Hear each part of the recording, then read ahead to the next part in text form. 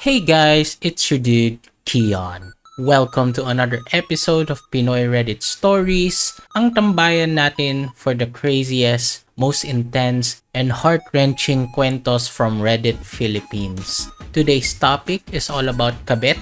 Yes, mga extra rice na hindi dapat in-order.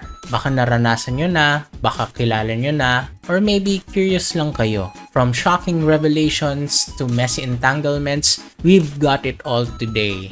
And guys, bago ako mag-continue, don't forget to leave a like, subscribe, and hit that notification bell para lagi kayong updated sa mga bagong episodes. And of course, a quick shout out to our listeners doon sa Spotify, Amazon Music, and other podcast platforms. Thank you very much for your support, guys. So ayun guys, ready na kayo makinig at manghusga? Tara, let's dive in. Ayun guys, so our first story is from the subreddit Ako Ba Yung Gago? And yung title ay, Ako ba yung gago if I cut off my best friend of 13 years because she's been a kabit not only once but 4 times na? I've been best friends with this girl for probably 13 years now. Our friendship took a turning point a year ago when for the first time, she settled to be a kabit. She knew the guy was in a long-term relationship of 6 years, yet she was fine with it and went on because of the thrill. Sinaway ko siya and didn't talk to her for months until they got caught. She approached me and tried to fix our friendship, but ever since, di na siya nagchichika sa akin fully about her kaflings or whatever. Weeks after they broke up with the first guy, she met guy number 2 and told me na he has a crazy ex who kept stalking her and always nagpaparinig sa Twitter or TikTok. Of course, I was on her side kasi nga sabi niya ex na eh. Only to find out a year later, just recently lang, that kaya pala she was always stalked and pinaparinggan kasi she always meddled with their relationship before. Take note, second time na ito na naging kabit siya. What's more shocking is my 2 other guys pa pala after guy number 2 na naging ka-fling niya na may mga girlfriends na, and I just knew about this from another friend pa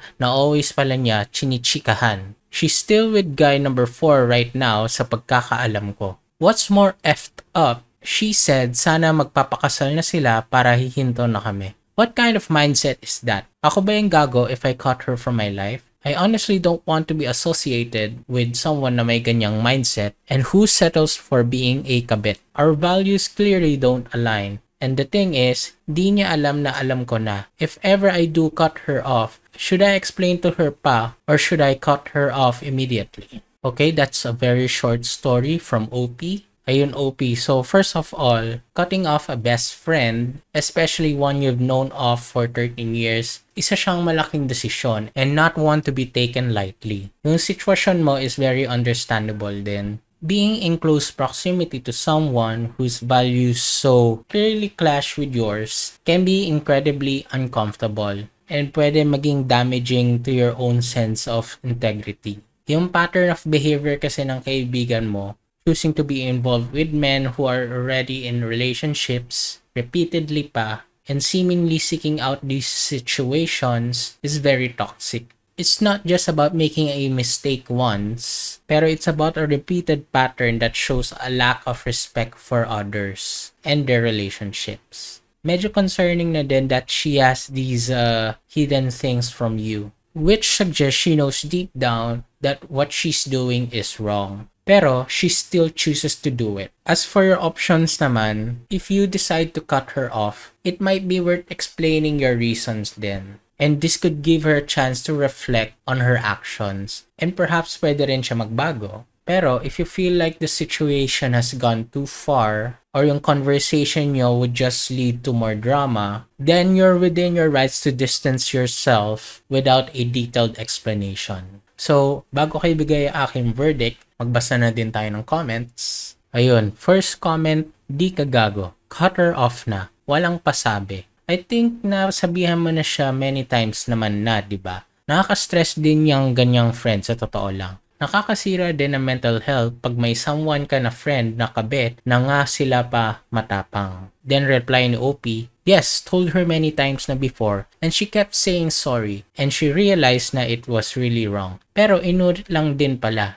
That's true. Thank you very much. Then nagreply yung commenter, been there, done that. Now I have what ifs pa din naman kasi the friendship was really great. Pero God, nakakasira ng mental health pag nagstay ka sa friendship na di kayo same values sa life. Then reply ni OP, right, she's been my best friend for 13 years and damn, it's going down the drain because naging bobo na siya. She suddenly became boy crazy na parang she couldn't live without boys. And true nga, nakakasira ng mental health talaga as her best friend.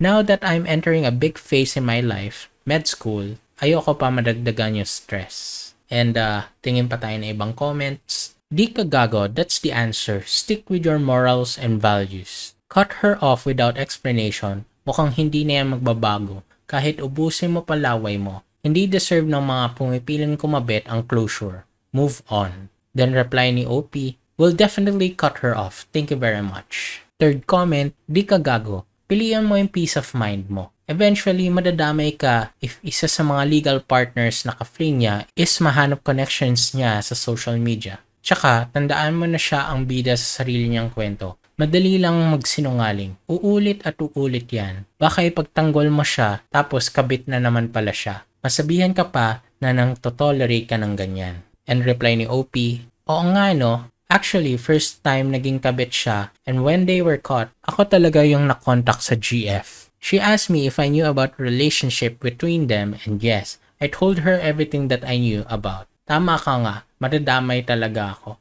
I would never want that to happen again. Thank you. Fourth comment, di ka gago. Personally, big deal for me na na-align ang values ko with my friends. Lagi kong sinasabi na wala akong kupal na friends so much as possible. I hold my friends accountable if needed, and I fully expect them to do the same for me. I wouldn't call it a friendship kung we're just enabling each other's bad behavior kasi hilahan tayo pababa. Friends lift each other up. There's no point in being friends with someone whose values don't align with yours. Mauubos ka lang dyan. Plus, it would reflect a lot on your character kung you would choose to still keep her around. Sabi nga, tell me who your friends are and I will tell you who you are. Then reply ni OP, Heis, so true. I knew about everything just yesterday lang. And I've been thinking about cutting her off since. Now my decision's firm na. Thank you very much. And so yung verdict ng karamihan dito, di ka gago OP. And ganun na din yung verdict ko sa'yo, di ka gago. Hindi ka naman mali for wanting to distance yourself from someone whose behavior and values are in direct conflict with yours. So, importante pa din na maprotect mo yung sarili mong mental and emotional well-being. So, ayun, yan yung first story natin. Let's move on. Ayun, so yung next story natin is again from Ako Ba Yung Gago subreddit. And yung title ay, Ako ba yung gago dahil nagalit ako sa wife ko na sumama siya sa best friend niya mag-lunch kasama sa kabit ng bestie niya. Nagyaya mag-lunch ang bestie, female 43, ng wife ko, female 43. I work nights, plus we both don't really get to see friends. Responsibilities, kids, work, and the likes. So I was supportive, and I did not really want to be there. I drove her to the mall at 10 a.m. and though I would pick her up after lunch, kaso dumating si bestie niya kasama yung kabit, male. Bestie is on her second marriage and is planning on having a second annulment. I walked her into the mall, left her with the two of them, then went to do a few errands for my mother-in-law. I felt like it was a mistake, but I wanted to see her friend but not really see the guy. I texted her at 4 p.m. asking when I should pick her up. No response till 5 p.m. They allegedly had lunch in the mall, then went to a coffee shop in the same mall, then moved to another coffee shop in Pampanga. She said uwi daw siya ng 7:30 p.m. I went beast mode dahil sa pananaw ko, her spending that much time with them means she is okay with them being immoral. I can honestly say I have never cheated, so her being cool with them made me lose trust on her.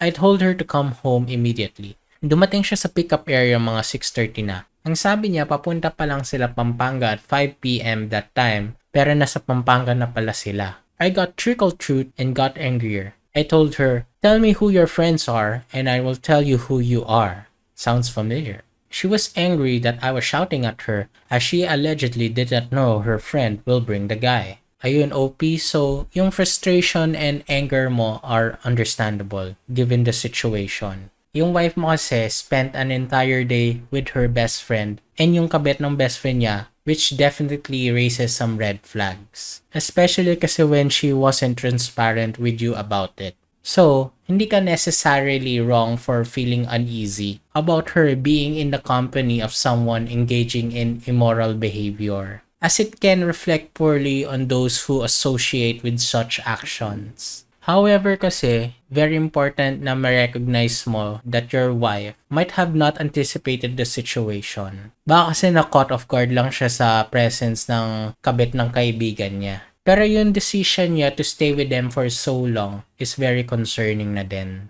Especially when it comes to the lack of communication and transparency. Yung feelings mo of betrayal and mistrust are valid.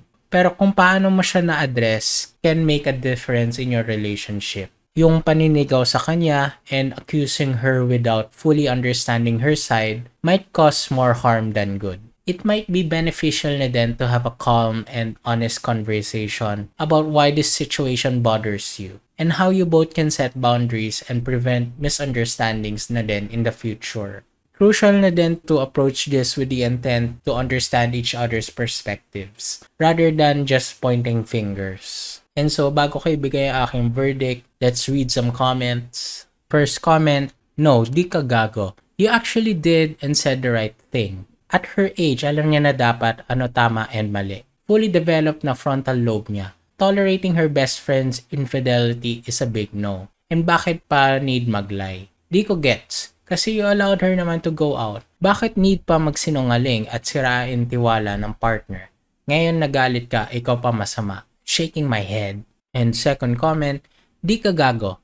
Ask her if okay lang siya mag-hangout ka kasama mga taong may kabit. Then reply ni OP, the guy could have chosen a single woman that does not have 3 kids and 2 different men. Sabi ni wife, mukhang mahal talaga ni guy. Next comment, guys, it's easy for you to judge the wife. Pero wala naman kayo dun sa date nila with the kabit. What if kinausap ni wife yung best friend and kabit na itigil na? OP, did you try to ask your wife her views about it before ranting here? What's her side of the story? I think it's irresponsible to judge people right away without knowing their reason for doing it. Reply ni OP, I thank you for being open-minded and not being harsh with my wife.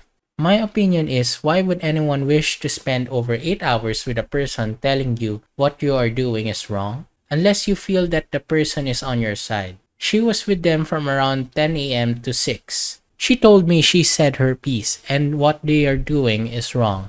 Then again, she clammed up and trickled a bit of truth here and there and won't tell me what happened. Next comment, gago ka. I can understand where your feelings are coming from. People will come at me for this, but your wife has a mind of her own. You need to trust her enough that she knows na mali yun. She may not say anything about it to her friend on the spot, but that doesn't mean that she's okay with that. She didn't know nakasama pala yung kabit. Hindi naman siguro bastos yung wife mo to walk away from her friend. You can still express with her that you weren't happy with the situation and talk about to avoid the situation ulit if ever. Talk about it instead of bursting out on her agad. You lost trust agad just because she tolerated something that wasn't under her control at that moment. It's not fair. And reply ni OP, the logic behind your point and that you are correct. My challenge is that I believe that you are the sum of the people you surround yourself with. I have been around too many drunks that after I cut them out of my life, my relationship with alcohol has changed. How different is it with surrounding yourself with friends who cheat on their husbands or wives? Then nagreply ang commenter, this is what you choose to believe. Me and my partner used to have friends that had a total different mindset from us. The friendship drifted apart because now we have a family of our own and we don't involve ourselves with their crap. But we never ended up thinking or acting like them at all. Cause, just like I said, we have a mind of our own. Wala ako sinabi na wag i-cut off yung friend ng asawa mo na yun. It's just the way you think that a person is what your friends are is straight up judgmental. Pero ikaw, that's how you see people, so I guess I'm all wrong. You can keep shouting at your wife and not talking about it if that's the correct way of telling your wife na hindi tama to. Then reply ni OP, chill! And magbasa pa tayo ng isa pang comment. I wanna know po if yung kabit po ba na sinasabi nyo is kabit siya sa marriage nila? Or naging sila ba nung kabit after maghiwalay pero wala pang annulment? And reply ni OP, The bestie is still married and living in a marital home with 3 kids. She met the kabit and started the relationship while still married with hubby number 2. And so to end the story, yung verdict ko dito, walang gago. Yung sitwasyon kasi na to seems to be more about miscommunication and a lack of boundaries than outright wrongdoing. Worth na din ma-discuss dito yung concerns mo with your wife to avoid similar situations in the future. Yun lang naman yung masasabi ko doon. And so, mag-move on na tayo to another Reddit story. So, ayun, yung next story natin is from the Off My Chest PH subreddit. And yung title ay, My Ex Soft Launched His Kabet Today. Hello, so I, 26-year-old female, got cheated on 4 months ago by my ex of 8 years. Yes, I know, tragic.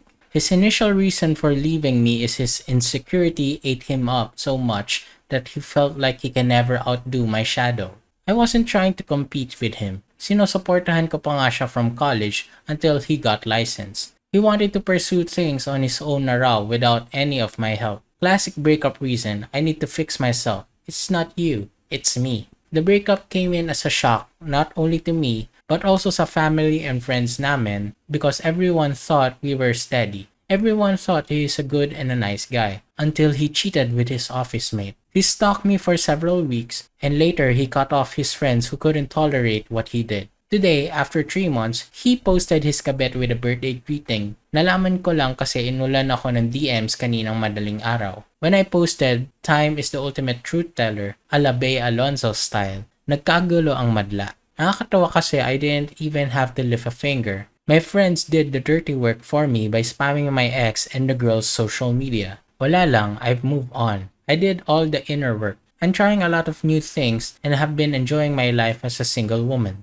I did therapy. Nakakatawa lang. Curious lang ako. Paano ba nagkakaguts ang mga cheater at mga third party na mag-flex when they did someone so dirty? Sobrang baluktot ba ng moral compass nila na kaya nila i-tolerate yung ganong kahihiyan? Hindi ko mag-gets. Why would you want to be known as that? To you, my ex, sana worth it ang mga desisyon mo sa buhay. Kung hindi, kawawa ka naman. Enjoyin mo lang yung you and me against the world drama nyong dalawa. Ha ha ha. Kasi sabi nga ni Mother Taylor Swift, karma's on your scent like a bounty hunter. Karma's gonna track you down, step by step from town to town.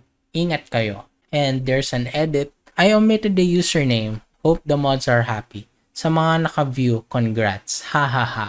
Then another edit. I have just learned today na he and the kabet were also having sex at their company staff house when we were still together. Akala ko emotional cheating lang. Ang bababoy. Sa anonymous na nagsabi sa akin ito, maraming salamat. And so parang na-share dito yung username, sayang hindi natin naabutan. So ibigay ko na yung opinion ko dito. So OP, completely understandable that you're feeling both confused and vindicated in this situation. Yung getting cheated on kasi is one of the most painful experiences, especially after being with someone for so long. And even more jarring when the person who seemed steady and trustworthy suddenly na-reveal yung ganitong klaseng betrayal. Your ex's justification for the breakup, feeling insecure and wanting to find himself. Classic excuse din kasi yan na maraming gumagamit to soften the blow of their real actions. Medyo frustrating din kasi because it implies that the problem was within him. Pero yung behavior niya shows a complete lack of respect for your relationship. The fact na nag-soft launch siya with his new relationship just months after the breakup is very hurtful. Especially kasi considering the circumstances under which it began. Yung pag-step in ng kaibigan mo to defend you and calling out your ex's actions is a testament to the strong support system that you have, which is something na maging grateful ka. Also, it's great to hear na you've done the inner work. You focus on yourself and now you're enjoying your single life. Isa siyang malakas na response to such a painful experience. As for why cheaters and their partners often flaunt their relationships despite the hurt they've caused, likely kasi it's a mix of denial, justification, and desire to validate their choices, no matter how morally questionable. They may also be trying to convince themselves and others that their actions were worth it, despite the damage done. Yung reference mo sa lyrics ni Taylor Swift is very spot on. Yung karma kasi often has a way of catching up with people. It's best na din that you keep doing what you're doing, focusing on your growth and happiness. Yung truth kasi always comes in the end.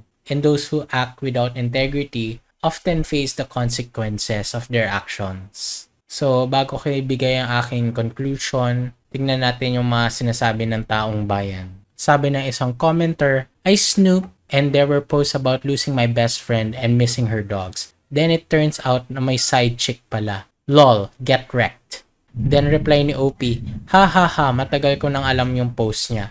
I was waiting lang for the right time to expose him. Kaso medyo fail, bawal pa. Ha ha ha, it was his last shred of decency I guess. Second commenter, sayang, late ko na nabasa. Ang hina ng radar ko. Deleted a username, ha ha ha. Anyways, kakarmahin niyang mga yan. Pag may ginagawang masama sa'yo isang tao, for sure, babalik yun sa kanila. Then reply ni OP, di ka rito, bulong ko sa'yo. Third comment, OP, wag mo pang hinayangan yan. Ako nga pinagpalit sa malapit nung kami pa ni X. Tinanong ko kung sino yan. Sagot ni X, wala lang yan. First GF ko yon na tumagal ng 4 years, tapos naging sila ni wala lang yan. Hanggang ngayon sila pa rin. By the way, 5 years na akong single. Ayoko na muna magmahal, sobrang sakit eh. Wasak na wasak ang puso ni Nasty Mac. Haha, napagod mag-commute at mag-commit sa relationship. Naka-move on na din ako. Ayos lang yan, OP. At least may chance ka na ulit makahanap ng better man. Sana mahanap mo agad para once na makita ka ng ex mo na sobrang saya sa bago mo, magsisisi yun. Then reply ni OP, nang may love ako sa'yo, kala ko pag-ibig mo ay tunay. Kahit di na magsisisi, aanhin ko yon, pwede ko bang ipang shopping? Hahaha, pero kidding aside, I hope love finds you again and hope it will stay. And one more comment, sweet like justice, karma is a queen. Then nagreply si OP, karma is my boyfriend. And so OP, yung masasabi ko lang dito, you've already handled this with strength and grace. And it's very clear OP na nag-move on ka na. And yung action ng ex mo, while disappointing, are no longer your problem. Basta, keep living your best life and let karma take care of the rest. Ayun, good story OP. And mag-move on na tayo to our last subreddit. So yung last story natin is from Relationship Advice PH subreddit. And yung title ay, I, 22-year-old female, found out that my boyfriend, 23-year-old male, and his coworker, female, are texting and it's making me uncomfortable. For context, my boyfriend has been working with this company for a little over a year. Merong girl na nakasabay niya mag-start doon, so they went through orientation and training together. Naturally, naging close sila kasi pareha sila na experience sa work and they probably found company with each other kasi nga nagkasabay sila. At first, binibiro ko lang yung boyfriend ko kasi nababanggit niya paminsan yung name ng girl. Like sinasabi ko, uy, sino yan? Hala, yung kabit mo ha? La, kasama na naman niya si girl. Mga ganon. Lagi naman niya dinideny na meron silang something, so I just brushed it off. Halos mag 6 years na kami and during those years, he never gave me a reason to doubt him. Ever. Until today. For the past few months, semi-LDR kami. We're in the US. May work ako out of state, pero madalas pa rin akong umuuwi. We live together, so kung nakauwi ako, halos 24/7 kami magkasama except lang kung may work siya. Anyway, this week, parang medyo cold siya. Normally, he's very touchy, tsaka clingy sa akin. Pero this time, medyo distant ang kuya mo. Pero, I didn't think much of it. So today, hiniram ko laptop niya while he was at work. Para lang sana manood ng anime. Pero for some reason, na-curious ako and I opened his messages. I saw yung name ni ate girl na coworker niya, so inopen ko. Nakita ko doon na they often message each other about things outside of work. The girl tells my BF, I was thinking of you. Or they text each other early in the morning. They even have nicknames for each other. And what hurts the most is last month, nag-away kami ni Jowa. He didn't text me for an entire day. Pero I found out that during that day, magka-text sila ni ate girl. The girl texted my boyfriend at 12 a.m. Glad I was able to talk to you today. Made me feel better. See you at work in a couple of hours. Non-verbatim. And then at 6 a.m. the same day, my boyfriend texted her ranting about work. Pero sa akin, nothing. No text from him that day. Ako pa una nag-text sa kanya at 6 p.m. na. I told my boyfriend that I felt uncomfortable and hurt when I read their messages. I asked him if meron ba siyang gusto doon sa girl and he said no raw. They're just good friends daw. Pero for some reason, I feel unsatisfied with his answer. Kasi looking at the messages, parang ang lambing nila sa isa't isa. And the way he talks to her is the same way he talks to me, which hurts a lot. I've been crying about this kasi even though he didn't cheat, I feel like I didn't see those messages. He would still think they're appropriate. Sana man lang inisip niya paano ako mag-react kung mabasa ko mga messages nila. Or what if baliktad ang situation and ako ang ganon ang gagawin? He would not like it either. He's been very apologetic naman since talking to him. Pero I feel like I can't trust him fully anymore. Parang naisip ko na every time mag-aaway kami, baka kay ate girl na naman siya makipag-usap. Sinasabi niya na I have full access to his messages and social media accounts if I want, pero I don't want to babysit him. As much as possible sana, ayoko siyang bantayan kasi ang dami kong pinoproblema, ayoko na dumagdag pa siya. I told him na bahala siya kung paano siya mag-adjust on how to talk to other girls. Ang sa akin lang naman sana may boundaries din. I'm putting my trust in him. Kung meron pa ako makita next time, he won't see me again. Pero for now, I told him I need space because I don't want to talk just yet. The only thing I'm not sure about this whole thing, am I being insecure? Am I overreacting? I know for sure I am hurt and upset by this. I need advice on how to navigate this. And so OP, completely understandable kung bakit feeling upset ka and uncomfortable after discovering those messages. Even though yung boyfriend mo claims they're just friends, yung level kasi of emotional intimacy and the timing of those texts can definitely raise some red flags. Especially kasi it's concerning that he reached out to her during a time when you were having an argument rather than trying to resolve things with you. Yung emotional boundaries kasi are crucial in any relationship. And it seems kasi yung boundaries na yon might have been blurred there. The fact na nag-offer siya sa'yo ng access sa messages niya and social media, it's a good step. Pero it's not a permanent solution din. Yung trust, once broken or even just cracked, it's hard to rebuild without mutual effort and clear communication. And so yung feelings mo din kasi very valid. Hindi ka nag-overreact or being insecure for feeling hurt by this situation. So it's important na din to listen to your instincts and take the time you need to process everything. Yung pag-ask mo ng space is a healthy move kasi it allows you to reflect on what you really want and need from this relationship.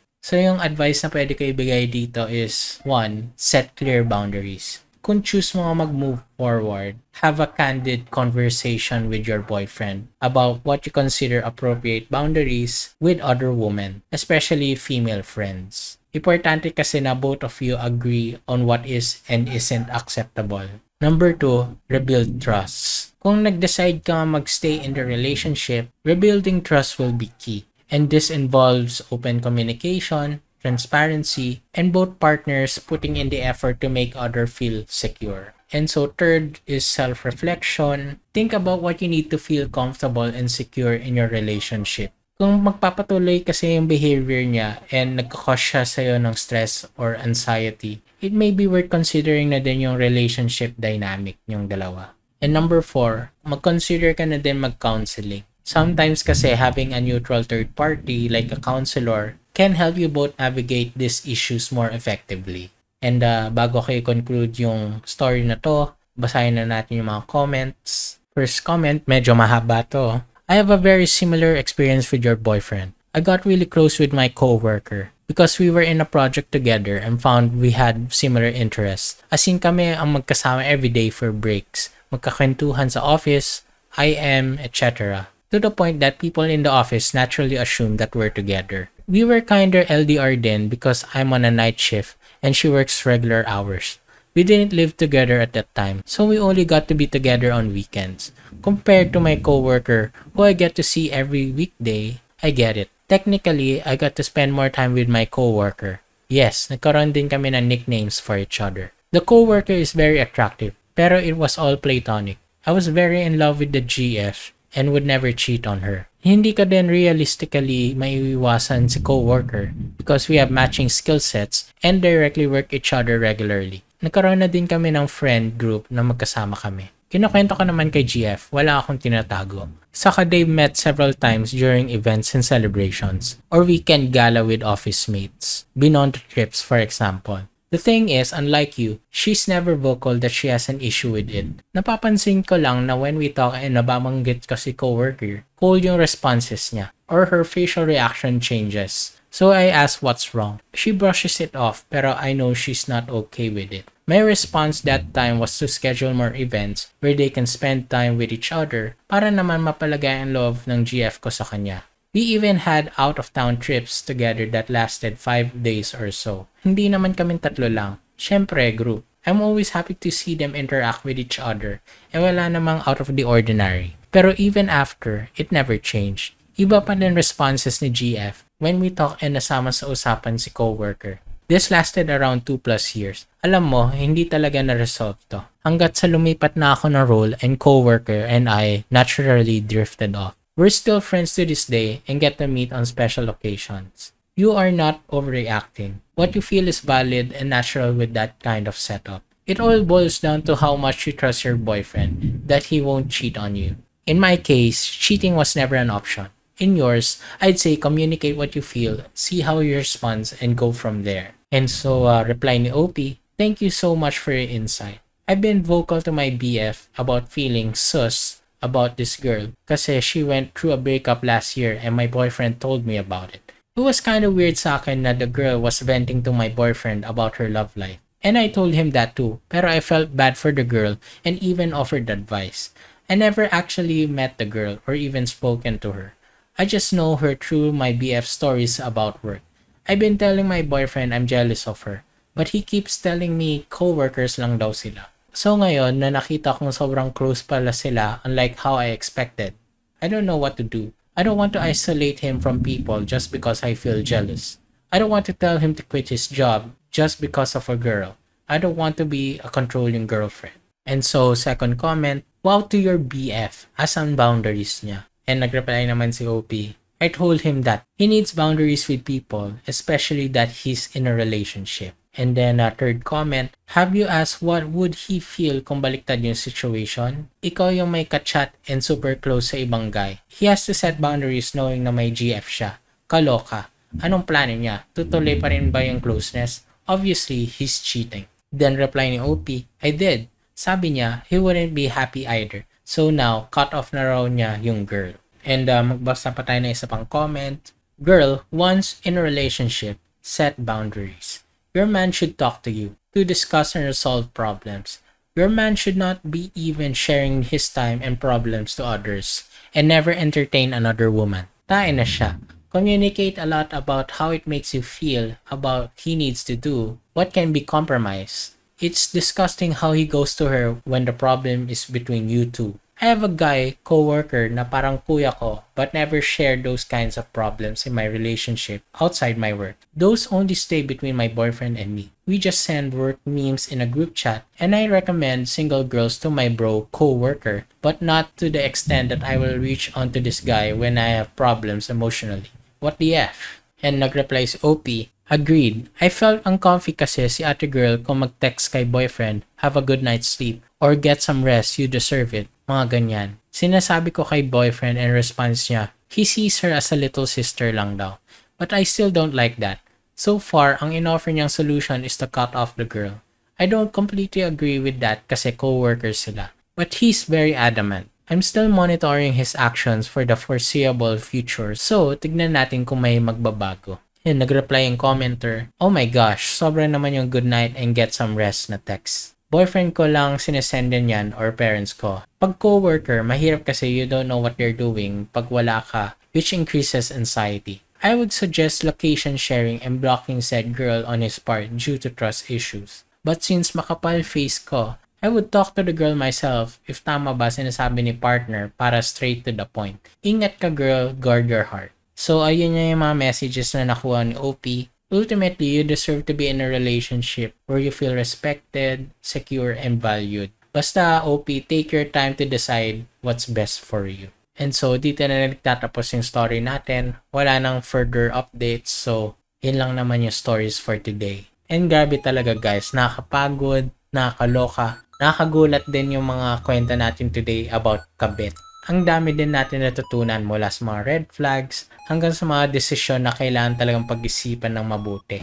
And so guys, kung may natutunan kayo today or kung nag-enjoy kayo sa kwentuhan natin, huwag kalimutan i-like yung video na to and subscribe sa Kion PH. Share nyo na din to sa mga friends nyo para ma-enlighten sila. Kung saan man kayo nanonood or nakikinig, whether sa YouTube, Spotify, Amazon Music, or other podcast platforms, thank you very much for hanging out with me. And so guys, mag-iwan na din kayo mga comments down below, mga opinions nyo, or kung may stories kayo na pwede i-share, babasahin ko yun. And so, yun lang naman yung episode natin today, and I'll see you guys again next Friday. Bye!